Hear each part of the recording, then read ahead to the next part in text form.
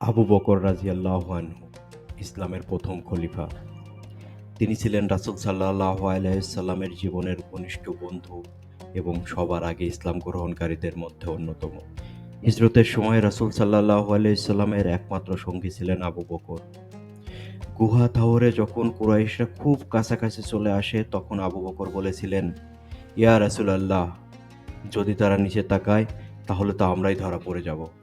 রাসূল সাল্লাল্লাহু আলাইহি সাল্লাম জবাব দেন, চিন্তা করো না, আল্লাহ আমাদের সাথে আছেন। আবু বকর রাদিয়াল্লাহু আনহু ছিলেন বিনয়ী, দয়ালু এবং সাহসিকতার এক অনন্য উদাহরণ। তিনি নিজের জীবন ও সম্পদ উজাড় করে দিয়েছিলেন ইসলামের জন্য। আসুন, তার মতো ভালোবাসা ও ত্যাগের শিক্ষা নেই।